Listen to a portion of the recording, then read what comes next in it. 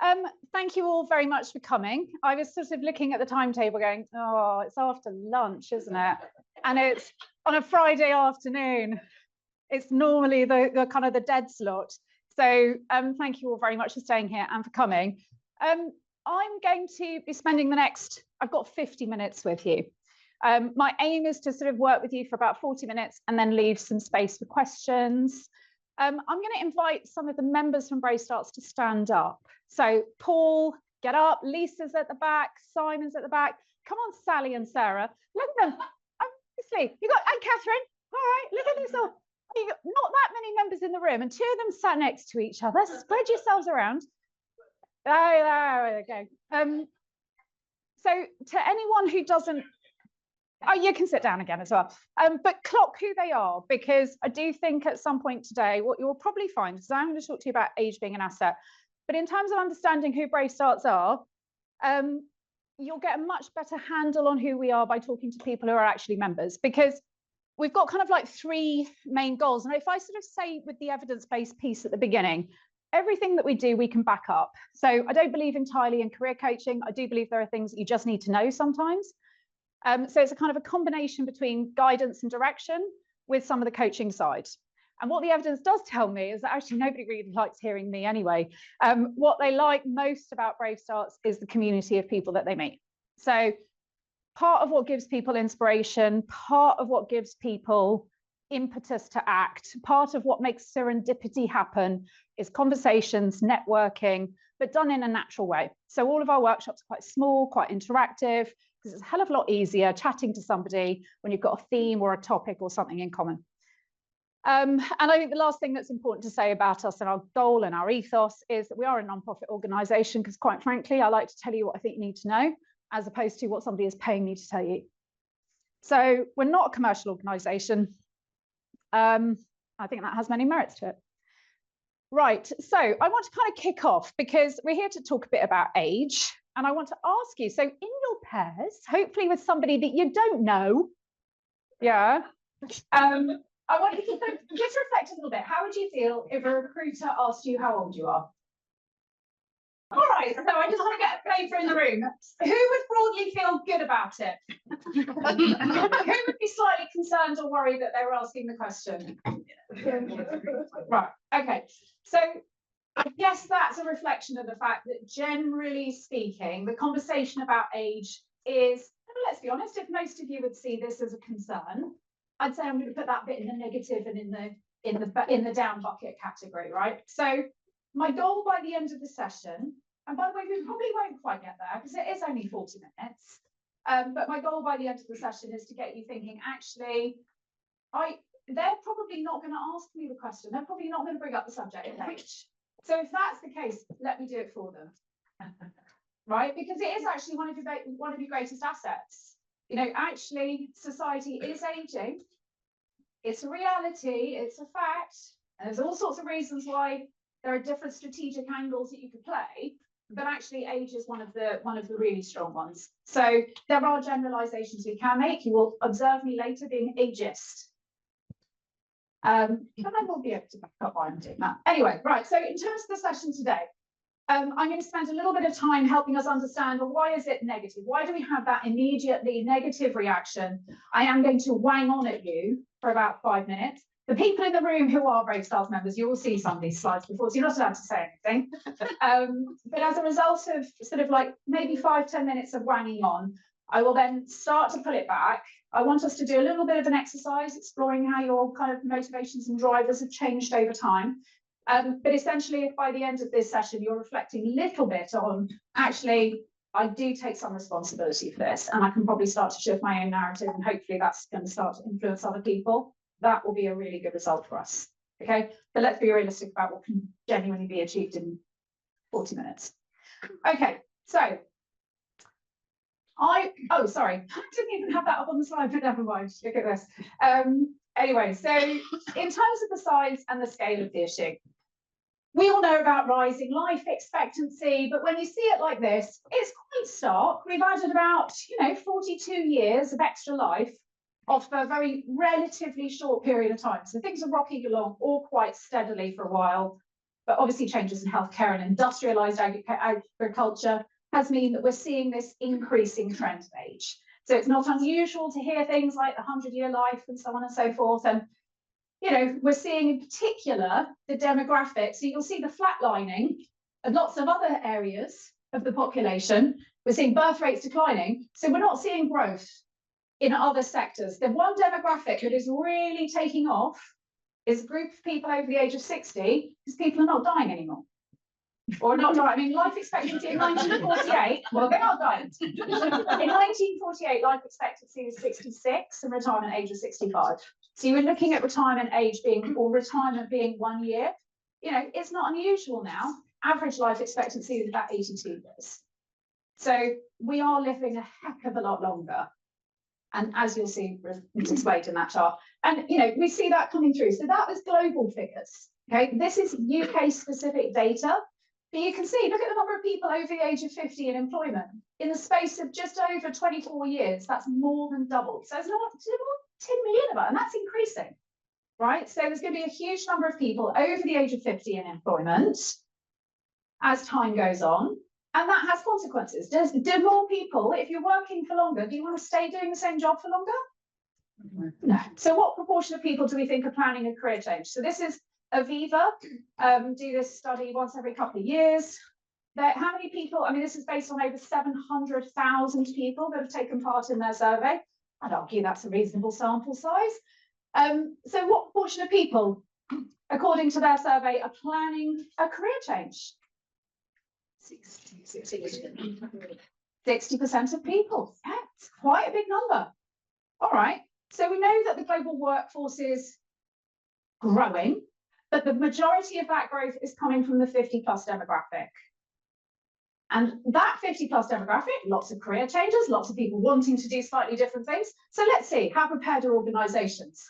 CIPD 2022, November, so actually not that old, based on 2009 organisations. How many have not considered age as part of their diversity and inclusion strategy? Oh, you're all too cynical. It's not as bad as 99. It's only 82. Okay, so more than 4 in 5 organisations haven't even looked at it. Now that's historical, but how many of them are planning on looking at age over the next 5 years? 31. 13. 13%, right? So when I say to you, you know, organisations are not really planning, not really ready, and then when we couple that with, I ask all of you this evening, just have a bit of fun with this. Google people over 50, right? I mean, I'm 51. Right, I'd like to. I mean, it doesn't look like a terrible life. Let's be honest. Everyone looks very happy on their, you know, your Miami, Florida camp and what have you. But nobody's working. Right, nobody's laying a brick. Nobody's doing anything. So I mean, the world generally, once you hit 50+, we kind of start to become a bit more invisible in the world. So. We know 2 things for sure. We know that people will age, God willing, right? But for the vast majority of people, unless of unforeseen, really horrific tragedy, 100% of people are going to age. We're going to get older. The demographic shift is already well underway. But as a society, things are not moving fast enough or quickly enough. And as a consequence, we see large numbers of people out of work. You'll see how many thousands of people are seeing stories on LinkedIn. Oh, I've applied for 200 jobs. I have 300 jobs. I can't get anywhere. Some, I'd say slightly irresponsible media reporting with the doom and the gloom and how awful is it and how shit is it. And the reality is, yes, it's a real challenge. We acknowledge that. We don't shy away from it. But it's, you know, ultimately, if change is going to happen, there is a big responsibility on us to drive it. Because if we look at the leaders of almost any effective societal movement, be it the suffragettes, right? Be it civil rights, be it independence, it is always led by the people most affected. Okay, so instead of shouting into the void of LinkedIn and saying how awful it is, and yes, isn't it awful? You know, actually for change to happen, the more I work in this space, the more I know that it's not government that are doing it. I know it's not organisations that are doing it. We're trying to influence and make no bones about it. We spend an awful lot of time on this. However, the people who are going to make this stuff happen They're going to be people like you. Because when you go back into an organisation, you are going to be the ones turning around and knocking on the door saying, you know what, actually, this isn't entirely right. Maybe we could change it. Does that have to be a full-time job, or could it be slightly more flexible? So by working with you, you as our ambassadors are going to be the people who drive this sort of change. As the screening into the LinkedIn actions, or there are the slightly more correct, collective, constructive things that we can be doing.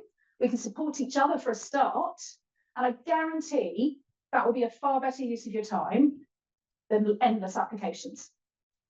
And yes, we're all talking about career change, but how many real career change programs are there? There's lots of graduate schemes, lots of apprenticeship schemes, not really that many organisations going, oh, you've got 0 back. We've heard of career returner programs, but not many people I know want to always return. They're like, I want to learn something new. So make no mistake, for change to happen, you are part of the solution to making that change. And I think that's a much more empowering position to be in than, oh, actually, you do have to wait. You can't do anything. Someone in government is going to do it for you. All right, that's a very disempowering situation. So you are part of the change to make it a solution. So I'd like you to spend a little bit of time not thinking about the solution, actually thinking of something slightly different. I want you, what we don't have time to go through today is the psychology of aging, right? If you were to join Brave Starts, we have an entire workshop on this. So I'm just going to ask you to do sort of one of the exercises from our workshop, which is actually just to think about your own drivers for your career. So what is it that drove you in your 20s? What were you looking for out of work in your 20s? And what are you looking out of work now? What might have changed? All right, so I want you to spend 5 minutes chatting in pairs on that one. I'm just saying, it's great. I love it that you're all conversing and all of that, but we're still on a bit of a schedule here. So I'm curious, what were you saying? So what were your values? So anyone just shout out, we're all friends now. So what were some of the things that you'd say were driving you in your 20s, and what might be driving you more now? Progression in your 20s versus meaning now. Okay. Who here identifies with that? Yeah. Okay. Anyone got anything else to add to that? Traveling. Okay, so what, wanted more travel in your 20s? I did a lot of travel in my 20s, yes, and I did a lot of partying too. Oh, excellent. But even though I'm a bit older, I still like partying. But yeah, so partying and traveling. What are you, what would you be looking for now? Probably, I guess something gives stability, but at the same time, flexibility. Yes. Okay. Okay, I understand. Security, yeah. Autonomy, yeah. Yeah. All right. Anything else to add in? Yes. We talked about achievement, but actually achievement meaning different things in different ages. Okay, so elaborate. What would be? So in my 20s, so I'm dyslexic, so it was all about proving that I could achieve things and kind of be successful and yes. Kind of earning a certain amount of money. Whereas now it's actually achieving something and doing something I love, which is completely different. It's not about the money or yes. So interesting. So we've done a survey, and in fact, if all of you want to go and do it on our website, it's still on the homepage, right at the bottom. And over the last few years, we've had more than 6,000 people take part in it. And we're asking people to sort of indicate where money is. So, talking about that on the scale. And out of 7 different drivers, money is 6th on the list of importance. So have a guess at what's at the top. happiness. Purpose is at the top, followed by flexibility. Yes, followed by Friendship, social. so it's flexibility. So I guess it's the autonomy point. Yeah. So I mean, I don't know if you guys should all just be up here, quite frankly, because you actually already know all the stuff I'm saying. I don't know what I'm here. Anything else? Anything that we've not said yet? I was driven by doing what I thought people wanted me to do. And very much so. And then since I turned 50, I was like, oh, hang on a minute, this is my life. Oops. And I want to do what I want to do now. And that's mostly around purpose and joy, basically, rather than doing nude for the 25s, which is what I ended up doing, which is quite hard. So this is interesting, and this is the point I'm going to make about being ageist. All right, so I guess the thing about if you're saying you're racist, you are making a generalization about a group of people on the basis of the color of their skin.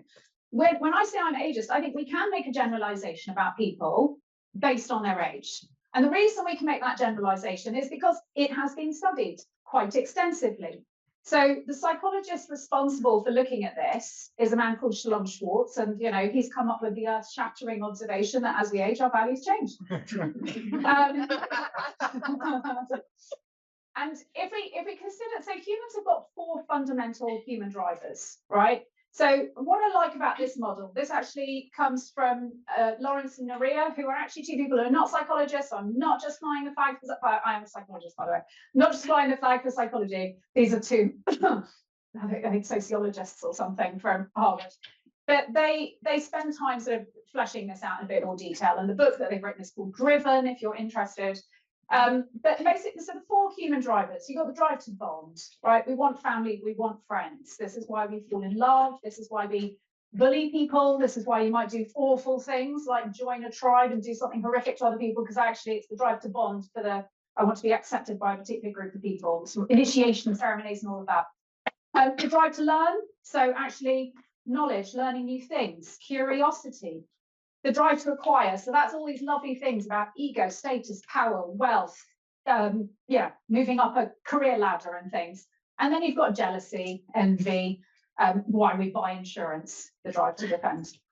Now, all of these 4 drivers, these have kind of been blown out a bit by Shalom Schwartz. And what he's basically observed is over time, people tend to move away from, so when we're younger, sort of things like power, achievement, partying, variety, bit of hedonism, these are all much more self-enhancing. So think about those 4 drivers. When you have nothing, the drive to acquire is really strong because you haven't got that roof over your head yet. The drive for family, bond, really strong because you haven't had your family yet. By the time we get to our 40s, 50s, 60s, well, probably tick the family box off if you're ever going to tick it off. As far as most people are concerned, actually, I've been there, done that, got the T-shirt, and I have proved myself. So the achievement one, not so much, not so important anymore. But actually, that drive to learn, that curiosity driver, wanting to learn something new, the security, so I still need a bit of that, but actually giving back, the benevolence, the universalism, social justice, caring about other people, the sort of drivers that self-transcend ourselves become more important as we get older. Well, what a gift to an employer, right? And yet we know the employers are not thinking about that. So I'd say you've got a real ace in your hole, right? The right employer, when I say the right employer, that's going to be personal to you. So again, everyone's got their own motivations, drivers, context where they are, whether or not their husband's really supportive or their wife's really supportive, whatever. So there's a lot of context driving what can or can't be done or how experimental you can be. But this is someone who's been one of our members, for example. So Ben Von comes from a kind of a marketing background, and she was in a kind of like the food and marketing industry, and then she was in the recruitment industry.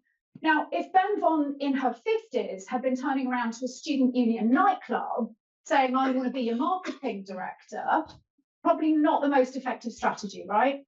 However, she never thought in a million years, oh, I want to go and work in the death sector, right? How many people go, oh my God, death, massively turned on? Generally speaking, not a driver. But what do we know for certainty? Death and taxes, right? Yeah. Okay, it's going to be people who die.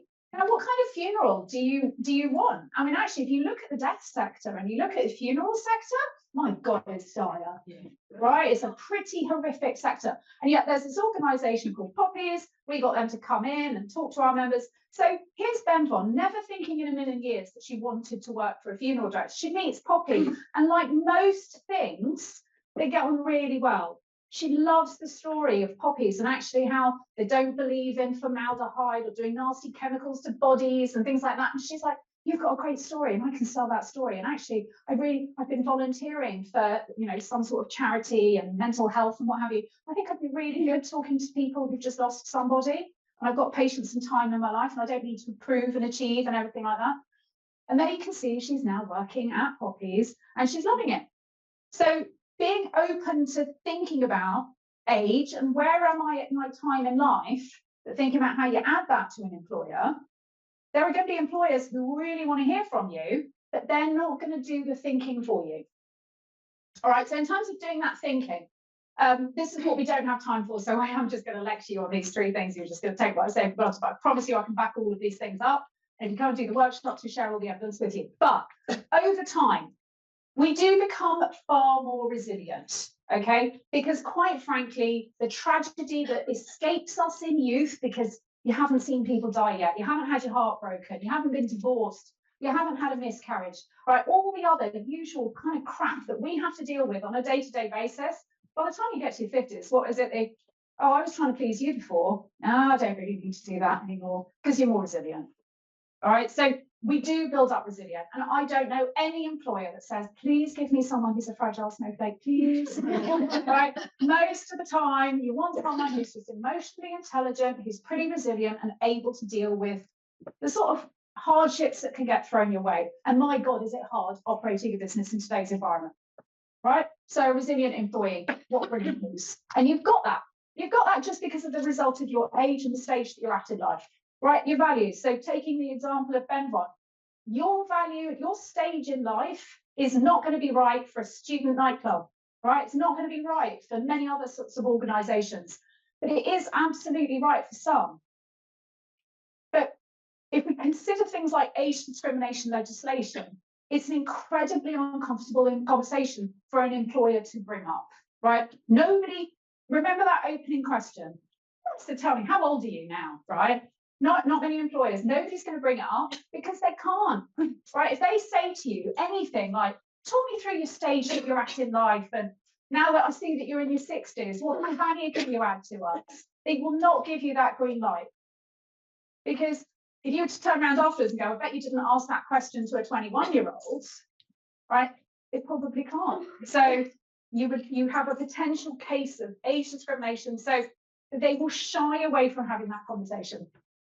So if you take nothing away from this, it is to say it is your job to understand the value you're going to add. It is your job to consider the organisation that is going to be receptive to that value. And it is your job to articulate it to them, understanding that they will not bring it up. The other piece of evidence you need to know and understand is crystallized versus fluid intelligence. Okay, so if I was to give you a numerical reasoning test and ask you to perform on it, your peak age of performance will be about 19, right? You will perform worse on it as you get older. However, how useful is fluid intelligence for most jobs? It's not that much, right? Most jobs, actually, the skills we want people to have are these sorts of things. So are your values, is your attitude, how resilient are you? And as far as your crystallized intelligence is concerned, that improves over time. So crystallized intelligence is just, here's this awful situation, but I kind of know how to deal with it. I know how to construct an email. I know when something's gone awkward and awful, I should probably just pick up the phone and have a conversation. Yeah, so it's knowing how to actually perform in a role. And actually, job performance, there is a correlation between age and job performance. So as we get older, we do tend to become better employees. So yeah, crystallized intelligence goes, fluid intelligence goes down, but crystallized goes up. And that is the form of intelligence that has a stronger relationship with job performance. So yeah, you just have to trust me on that. But yeah, okay, so you've got all of this in your bag. As I say, it's your job to sort of chat that through with an employer. You are, as I say, you're the strongest employee you'll ever be. So in terms of what I want you to sort of think about now, I want you to have another 5 minutes where I want you to sort of think about the narrative that you would likely hear. So you're a bit of an older employee. The typical things that we get are, well, we're not going to have you because you're overqualified, right? All those sorts of things. So I want you to sort of brainstorm some of the things that used to be a bit of a dodgy thing about being a bit older. And I want you to sort of spend 5 minutes reflecting on, oh, how would I flip that? How might I challenge it or do something differently with it? As I said to you, things to change, it's going to be you that drive it. So I want you to sort of think about some of those sorts of challenges that you might receive from an age perspective, or some of the stereotypes you might get, and how you might flip it. So you've got 5 more minutes for this one, and then we'll stop and we'll have some questions. All right. can I just say, this time of the day, it's really good that I'm still having to work quite hard to get you all to be quiet. So thank you. Because it's really nice having a group that's like that animated and engaged.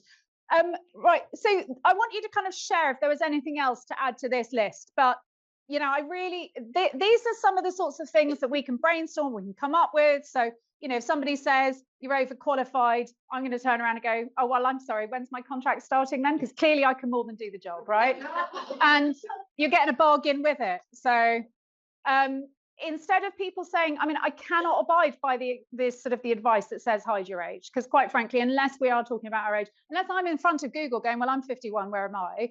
Then actually we're all guilty of age being one of those things we still can't talk about, right? So I want you to actually bring it to the conversation instead of applying to anything and everything. When I read these articles in the Times going, well, poor me, I've applied for 300 jobs. I'm like, well, what is the definition of an insanity? Right? Stop doing that. Target your 3 or 4 organizations that you really want to work for, where there's an absolute brilliant value match, because you've probably had a conversation with someone and they've said you would be brilliant here. All right.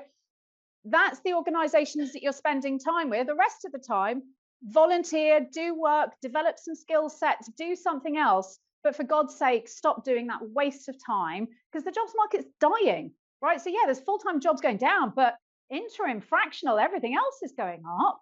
So there are other things to be doing. When we get rejections, I'm going to be like, well, hang on a second, because this is one of the biggest travesties out there. The reason so many organizations are so ageist in the first place is because they've got literally no idea, right? Because nobody is asking for age data. Excuse me, how old are you when you're applying, right? So if I ring up LinkedIn, Reed, Indeed, any of these people and say, how many people in their 30s get job interviews versus say people in their 50s? They go, oh, we don't know, we don't collect the data. I'm like, right. So if you don't collect the data, how convenient. You don't get to tell any of your employers how ageist they are. So how do people address a problem that they have no idea that exists? So actually start asking these questions. The Freedom of Information Act request, please. How many people in their 30s get interviews? Because I've been told by job centre coaches I should be perfect for this role. So don't just ignore a rejection, push back and ask for some data. I just want to know who actually got the job in the end and how old were they, right? We have to raise that consciousness up in people's minds. And, you know, in tech, what have I put on that one? No idea who we are. I don't even know what I was meaning with that one. Right. And I guess that's the thing. I mean, actually, this is an interesting fact for you. Out of the FTSE 100 organizations from the year 2000, how many of them are still in the FTSE 100? No, there are still quite a few in the FTSE 100, just. But in a period of 25 years, 63 of them have dropped out. Okay, so you've got some organizations still in the FTSE 100, but a huge number. Takeovers, just business collapses, you name it. So if you're a huge organization with an enormous pipeline of paying customers, and if they haven't been able to stay alive after 25 years, right, we've got no hope. We've got to keep pivoting all the time as well. So, you know, the people I can't help are the ones that come to me and say, well, I've been a partner for 25 years, a law degree, blah, blah, blah, blah, blah. I'm really impressive. I'm not doing a job for anything less than 250 grand. I'm going to go, right, well, let's see come back to me in a year's time when we see how that strategy works out for you. All right, so we have to be prepared. Your value is not what you think it is, it's what the market decides for you. And the more that you're discussing and embracing and talking to that market, the more idea you have of your worth and your value. All right, I am going to leave it open to you now. Oh, actually, sorry, let me invite from your discussions, was there anything else that you wanted to add to the list? That I didn't, anything else? This is a bit about monetary expectations. So if you're in the 50s, you go for a job and people go, oh, well, you're going to want that. You want that 70 grand, whereas actually yes, you may be wanting to pivot and do something, an anchor job for less. Yes. Develop something else. So I think there is that monetary expectation for it as well. Oh my God. And actually, how much do we all, I mean, I am one of those suckers from a marketing perspective. If I see something that says, you know, normally this is £499, but actually you get it for the bargain price of £40, I'm going to go, whoa, what a bargain. So actually, what's the same tactic? I used to get paid you know, 120,000. But actually, the reason I want to do this job for 35 is because I don't have any experience in this sector, but this is the sector I want to move into because I'm bored as hell with what I did in the past. What's that going to trigger in people? Oh my God, what a bargain. We've got this person that we're paying 35 for, but actually they're used to getting 120. Look at all that value I'm getting. You know, why aren't we saying that? So say it. Age is your asset. All right, any other question? I mean, that was kind of it in terms of what I wanted to share with you today. Slightly cut down session. What I am going to say, obviously, I'm not very good at doing sales pitch because we're a non-profit, we've got nothing really to sell. But it costs 89 quid a year to be a member of Brave Start. Any subsequent year that you stay with us is 30 quid. And it's 20% off if you join through Rework. So if you haven't already thought about joining us, I'll just throw it out there. But actually, I'm not going to do the hard sell. I will let my members do the selling for us. But I will flip it over to you and say, have you got any questions? Or is there anything that you came here this afternoon thinking, I want to get this covered? And actually, Lucy's not talked about that at all. So hit me, anything. Well, I just want to say thank you because that was really energizing. I felt extremely positive after about my age and my career perspective. So I just want to say that. Thank you. Thank you. So this is careers advisor from Southampton University. And has come over to our stand and said, so you Leah, right? Leah, yeah. Leah. So this is just a brilliant example. So Leah, Simon, raise your hand. So we've got people, because people feel so passionately about what we do, because we all know this is a big problem, right? But as I say, it's up to us to change it. We get people that come, well, everyone who works with Brave starts as a volunteer. Nobody earns anything, right? Everyone is doing this because this is a big old problem. And actually, I see it as our duty to do something about it. So Lyra has just come over to us today. She says, I'm a more than highly qualified career coach. I've already got a job full time, but I still want to donate some of my time to you. Simon is a highly experienced, one of the most amazing talent managers, got this incredible pool of people in HR. He runs LinkedIn masterclasses for us. He does introduction to Brave Starts events. I mean, the kind of people that we get here, because of the passion that people have, is just unbelievable. So thank you for saying that. But you are slightly biased because you've already said you want to volunteer for us. So I'm also like any one, I'm still thinking about my career, yes. You know, and I thought that was energizing. And Good. you know, I have paid this engine, and yeah. you know, it gave me as an experienced career coach some ideas which I haven't thought about, to be honest. You know, Good. in terms of selling your age, which I'm very doing. Yeah. And honestly, I mean, it is just the most amazing asset, isn't it? Yeah. Just go, actually, I don't want your job. I've been there, so I want to go down a level. I want to just chill for a bit and I will have you back. And actually, I don't want to be that bitch that sort of snarks you out in a meeting. I'll pull you off to the side. If I think you're doing something really bad, I'll pull you off to the side and I'll say it to you nicely. I mean, okay, brilliant. We know that people have got all these stupid stereotypes in their heads, but unless we're bringing it out, because you can't address an anxiety you're not talking about, so just make the conversation happen, invite it into the room. Do you think maybe I can't do this job because I'm too old? Let me know. What's the average age of other people that you're interviewing right now? You know, well, maybe let me have an opportunity to tell you why I think my age means that this is actually going to be really good news for you. Yeah.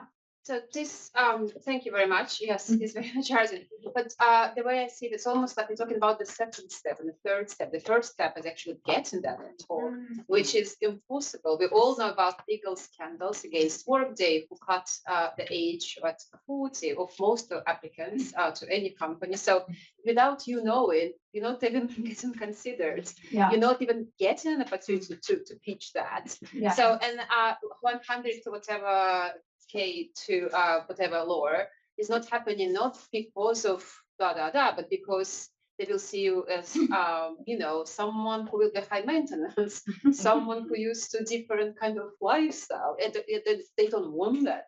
So what is the first step? Like, how do we even get to have that interview, you know? Yeah. Applications still have a request for your age. Of course A they lot do. of them do. Now they do. A lot of them you can't even submit it without that. Lucy, It has an Okay. asterisk by it. Yeah, we can take. Or when you graduated from university. Yeah. It's the same. Yeah.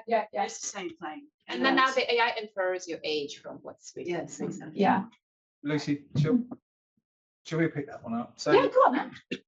so where they're asking for your age or they're asking for dates of graduation and things like that, that should all be in a protected piece of what they call an application tracking system.